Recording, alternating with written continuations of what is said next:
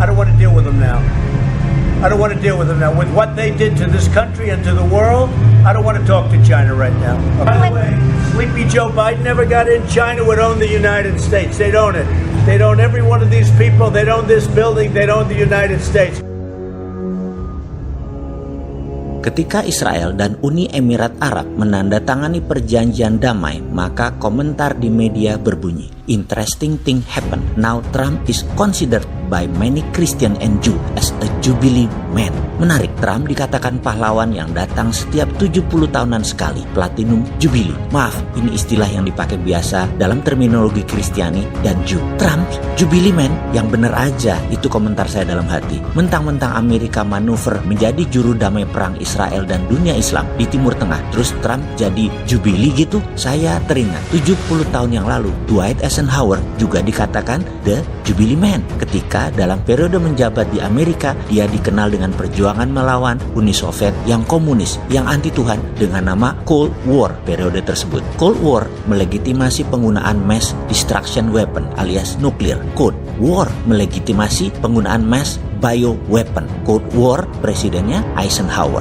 Sekedar mengingatkan sahabat semua bahwa dalam buku putih Pentagon, perang COVID ini dinamakan Cold War. Jadi Cold War presidennya Eisenhower, Cold War presidennya Donald Trump. Dua-duanya dari Partai Republikan. Eisenhower keturunan Jerman Amerika, Donald Trump keturunan Jerman Amerika. Keduanya dilabel Jubilee Man. Kebetulan bisa ya, bisa tidak. Pasca dunia meninggalkan Cold War antara Amerika dan Uni Soviet dari tahun 1947 ke 1990, perang itu dulu melibatkan military industrial complex. COVID-19 yang baru saja terjadi bukan meninggalkan New Cold War versi 2.0, tetapi membentuk sebuah perang baru yang disebut Cold War. Cold War adalah perang yang memberikan coding system pada dunia di mana perang ini melibatkan pharmaceutical industrial complex. Eisenhower mengumumkan secara terbuka bahwa military industrial complex merupakan ancaman Amerika. Donald Trump mengumumkan beberapa minggu lalu bahwa pharmaceutical industrial complex merupakan ancaman terbesar Amerika saat ini. Sekedar merefresh, settingan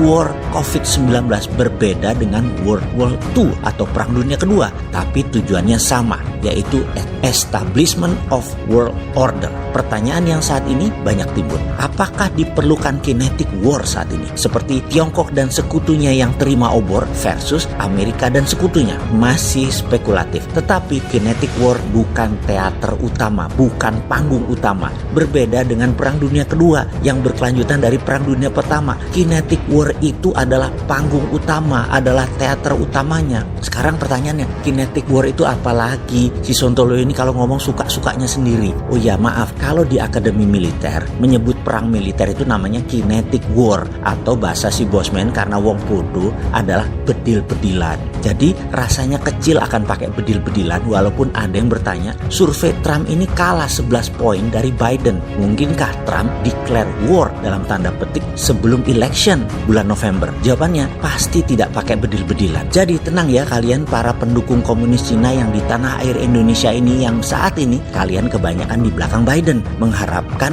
Trump kalah. Kalian masih di atas angin kok. Aman lah komunis bersama Demokrat itu. Itulah sebabnya jauh-jauh hari si Sontoloyo ini ingatkan, jangan sampai Trump menang. Habis nanti bisnis dengan Tiongkok dan berhutang bisnis dengan Tiongkok. Juga habis nanti kita diperas dengan IMF dan malahan ditekan. Dolar jadi mahal. Dolar tidak diturunkan pinjamannya sehingga kering ekonomi Indonesia. Karena itu saya jauh-jauh hari mengatakan angkat jari tengah buat strategi hutang Tiongkok dan IMF itu. Solusinya bagaimana? Kalau nggak pakai direct investment, tidak pakai duit asing, tidak ngutang, solusinya bagaimana?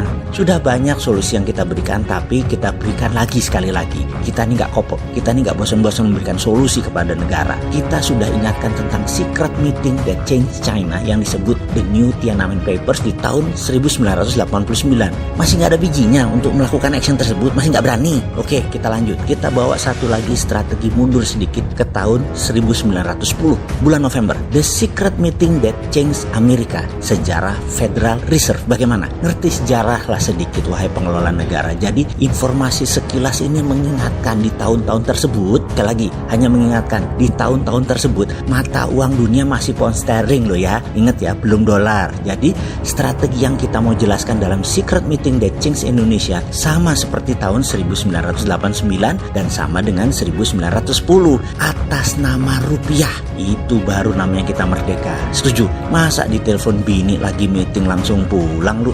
Atau ATM sampean ini dipegang bini ya? Gak berdaulat banget sih lu.